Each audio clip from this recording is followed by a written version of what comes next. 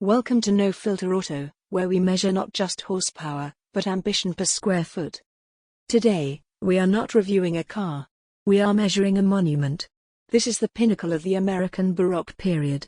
An era when luxury was not about subtlety, but about sheer, unapologetic volume, in size, in power, and in statement. This is not transportation. This is a declaration of victory. This is the 1967 Cadillac Eldorado. Forget aerodynamic efficiency. The Eldorado's design is an exercise in dramatic geometry. It is a rolling sculpture of razor-sharp lines and sheer planes. The long hood terminates in a massive, forward-thrusting front end, crowned with the proud, vertical grille and stacked quad headlamps. The rear features the iconic, sweeping ski slope decklid and vertical taillights. This car doesn't have curves, it has edges. It looks less like it was designed in a studio, and more like it was commissioned by a general. Its presence is not just large, it is commanding, imperious, and absolutely undeniable. Open the door, a vast, heavy portal. Step inside, and you enter the inner sanctum of American luxury. The cabin is a universe of crushed velour, deep pile carpeting, and acres of polished walnut. The seats are broad, plush sofas that float on a suspension of their own.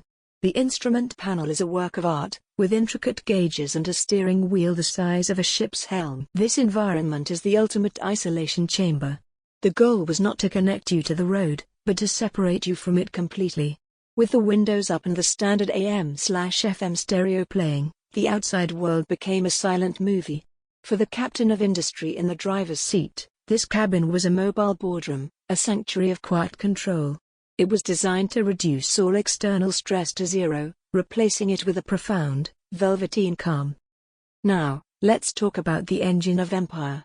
Nestled within that vast engine bay was a 429 cubic inch V8, producing 340 horsepower. But the numbers are irrelevant. The sensation was one of limitless, silent torque. You pressed the accelerator, and 2.5 tons of steel, glass, and leather would gather itself and waft forward with the effortless, inexorable force of a glacier. There was no roar, no drama, just a distant whisper in the horizon rushing toward you. And then, there was the true technological crown, front-wheel drive. In 1967, this was not just innovative for a luxury car, it was revolutionary. It eliminated the transmission tunnel, creating a flat, spacious floor. Combined with the exclusive torsion bar automatic leveling suspension, it gave the Eldorado a ride quality described as magic carpet. It floated. It isolated.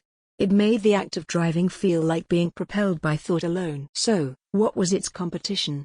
The Lincoln Continental was its only peer in sheer prestige. But the Eldorado was more daring, more technically advanced, and more aggressively styled. It wasn't competing with other cars. It was competing with yachts, with private estates, with the very idea of what peak American success should look like rolling down the street. The 1967 Cadillac Eldorado is the ultimate expression of its era. It proves that luxury can be a science of isolation, and that innovation can be used in the service of sublime comfort. It is a machine that measures its worth not in miles per gallon, but in stares per mile. It wasn't a car for driving. It was a car for arriving. This is No Filter Auto. Is the '67 Eldorado the greatest American luxury car ever built, or a gas-guzzling relic of excess? Let us know your era in the comments.